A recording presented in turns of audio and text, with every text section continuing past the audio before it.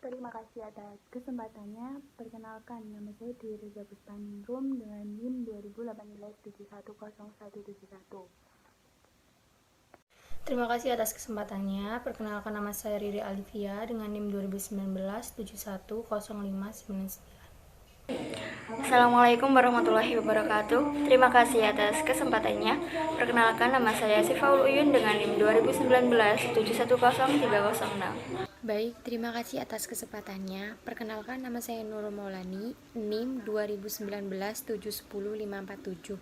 Saya dari kelompok 6. Terima kasih atas kesempatannya. Perkenalkan, nama saya Andika Alamsyah dengan NIM 2019-710-258. Assalamualaikum warahmatullahi wabarakatuh. Perkenalkan, nama saya Indri Permatasari, NIM 2019-710-279. Assalamualaikum warahmatullahi wabarakatuh. Terima kasih atas kesempatannya. Perkenalkan, nama saya Bayu Agung Prasetyo dengan NIM 2019-710-787. Di sini saya akan menjelaskan mengenai kafalah. Apa itu kafalah?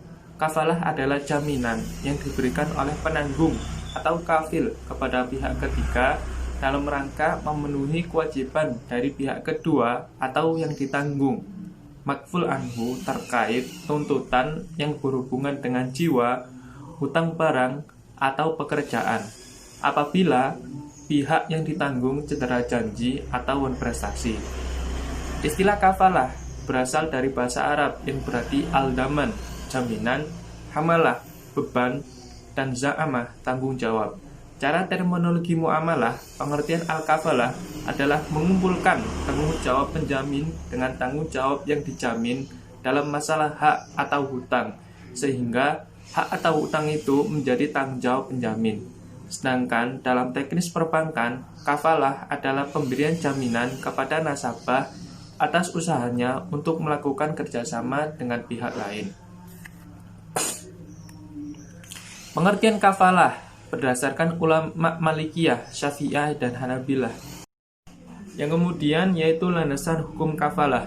Di dalam Al-Quran terdapat pada surat Yusuf ayat 72 yang berbunyi qalu nafkidu suwa al-maliki wa liman ja'a bihi himlu ba'iri wa ana bihi zaim, yang artinya, dan barang siapa yang dapat mengembalikannya piala raja, maka ia akan memperoleh bahan makanan seberat beban unta, dan aku yang akan menjamin terhadapnya. Sedangkan dalam hadis, Rasulullah SAW bersabda yang diriwayatkan oleh Imam Ibnu Majah, az-zaimu gharimun wadda'inu maqdiyan, yang artinya penjamin adalah orang yang berkewajiban harus membayar, dan hutang juga harus dibayar. Sebagai landasan hukum, Dewan Syariah Nasional mengeluarkan fatwa tentang kafalah dan menetapkan fatwa Dewan Syariah Nasional nomor 11 DSN MUI garing 4 garing 2000 tentang kafalah yang ditetapkan tanggal 8 Muharram 1421 Hijriah. Fatwa ini menetapkan bahwa pemberian jasa kafalah dilakukan dengan prosedur masing-masing bank syariah yang memberikan, dengan mengacu pada ketentuan umum bank garansi yang telah ditetapkan Bank Indonesia, dan rukun kafalah yang telah ditetapkan oleh Dewan Syariah Nasional Majelis Ulama Indonesia. Selanjutnya saya akan membahas tentang syarat-syarat dari kafalah. Yang pertama ada kafil, artinya orang yang menjamin, diisyaratkan sudah balik, berakal, merdeka dalam mengelola harta atau tidak dicegah dalam membelanjakan hartanya dan dilakukan sesuai dengan kehendaknya sendiri. Yang kedua ada maghfilahu, artinya orang yang berpiutang. Syaratnya yang berpiutang diketahui oleh orang yang menjamin, karena manusia tidak sama dalam hal tuntutan, ada yang keras dan ada yang lunak. Dan yang ketiga ada makful anhu, artinya orang yang berutang. Tidak diisyaratkan baginya kerelaan terhadap penjamin, karena pada prinsipnya hutang itu harus lunak, baik orang yang berhutang rela maupun tidak. Namun lebih baik jika ia rela atau ridho. Yang keempat ada al-makful, adalah hutang, barang atau orang. Disebut juga ada madnun bih atau makful bih. Diisyaratkan pada makful dapat diketahui dan tetap keadaannya atau ditetapkan, baik sudah tetap maupun akan ditetapkan. Yang kelima ada sihat atau lafadz, adalah pernyataan yang diucapkan oleh penjamin diisyaratkan keadaan sihat mengandung makna menjamin, tidak digantungkan kepada sesuatu dan tidak berarti sementara. Selanjutnya saya akan menjelaskan tentang rukun dari kafalah. Yang pertama, ad-damin artinya orang yang menjamin. Yang kedua, al-madmun lahu artinya orang yang berpiutang.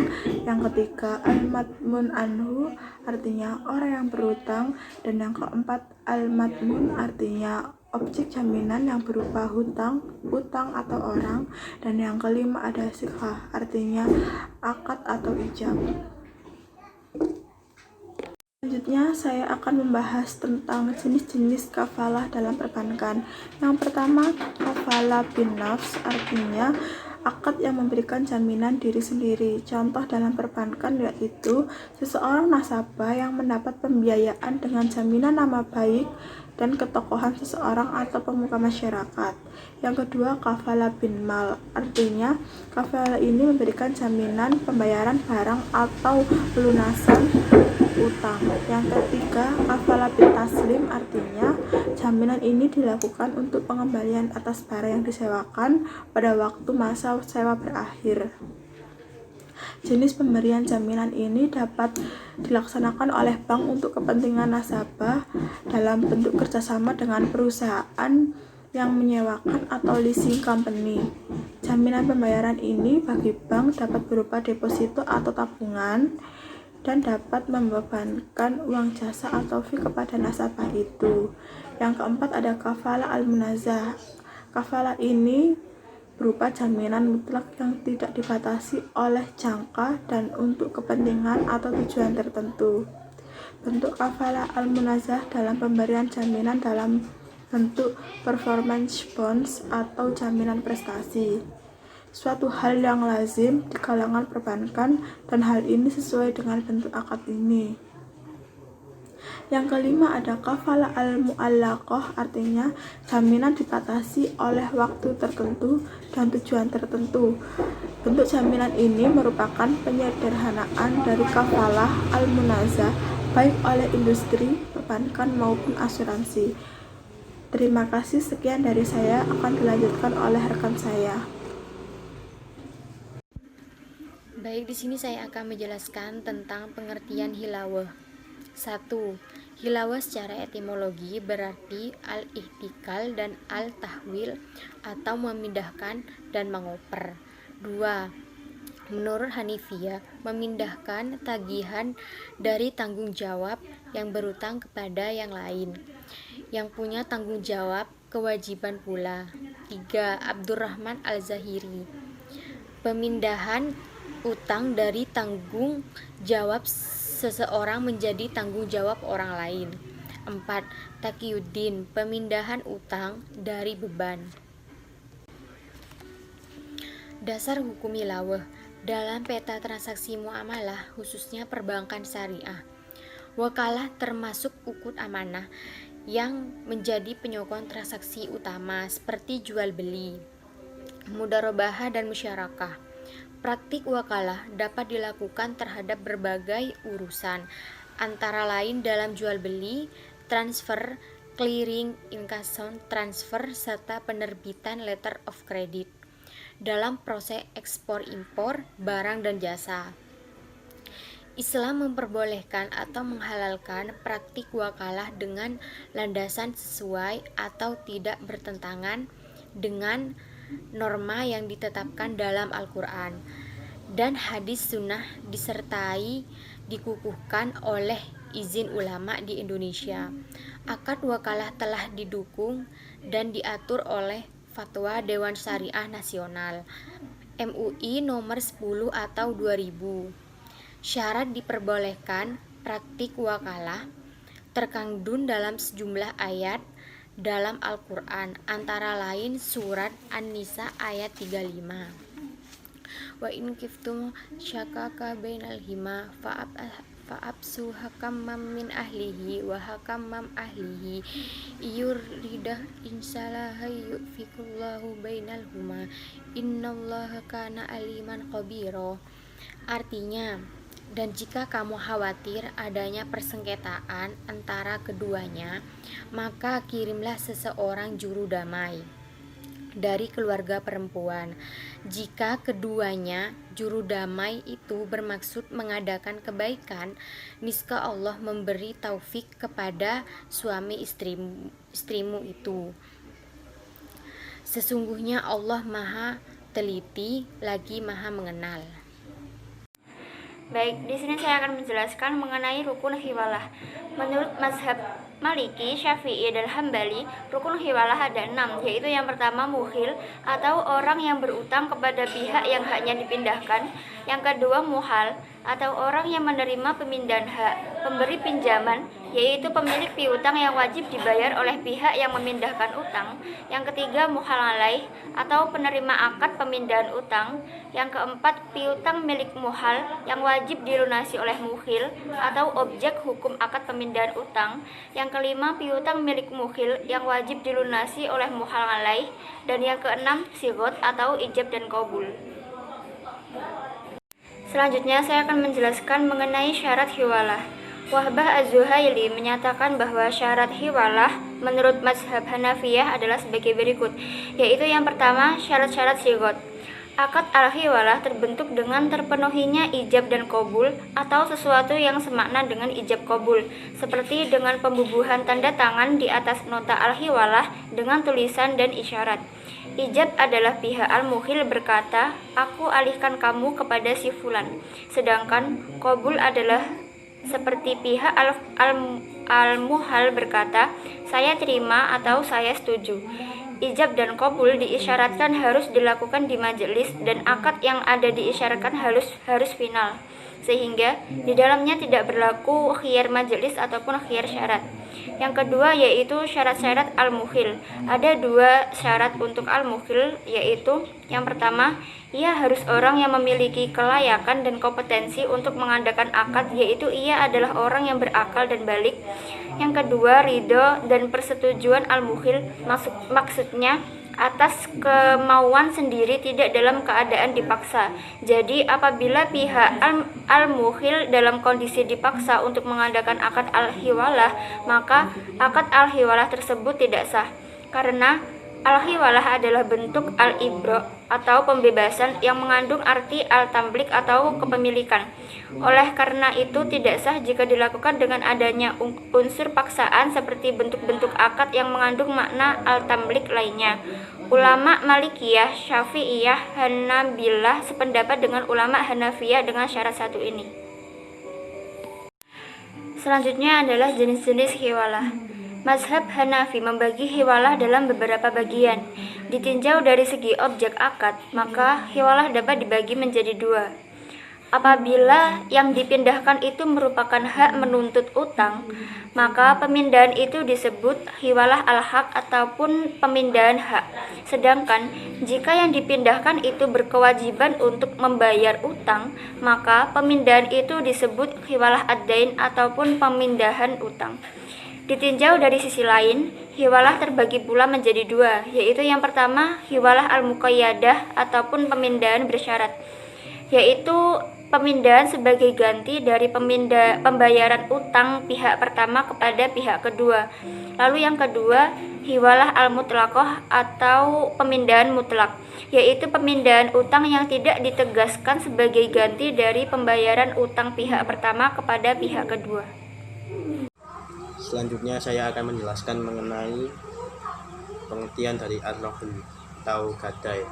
Menurut etimologi, ar-rahn berarti ad-subtu wa dawamu, artinya tafkal atau al-habsu wa lazumu, artinya pengekangan dan keharusan, dan juga bisa berarti jaminan. Mazhab Syafi'i dan mazhab Hambali menjadikan materi atau barang sebagai jaminan utang yang dapat dijadikan pembayar utang apabila orang yang berutang tidak bisa membayar utangnya itu.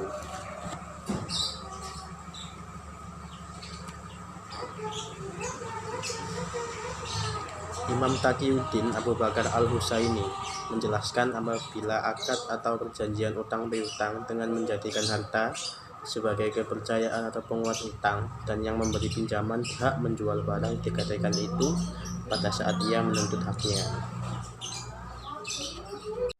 Selanjutnya yaitu prinsip-prinsip akad gadai dalam hukum muamalah. Segala bentuk muamalah adalah mubah kecuali yang ditentukan oleh Al-Quran dan Sunnah Rasul. Muamalah dilakukan atas dasar sukarela tanpa mengandung unsur-unsur paksaan. Muamalah dilakukan atas dasar pertimbangan mendatangkan manfaat dan menghindari mudarat dalam hidup masyarakat. Muamalah dilaksanakan dengan memelihara nilai-nilai keadilan, menghindari unsur-unsur. Selanjutnya ada syarat dari ran. Syarat dari ran antara lain yang pertama ada rahin dan murtahin. Rahin dan murtahin itu sendiri tentang pemberi dan penerima gadai disyaratkan keduanya merupakan orang yang cakap untuk melakukan sesuatu perbuatan hukum sesuai dengan ketentuan syariat Islam, yaitu berakal balik.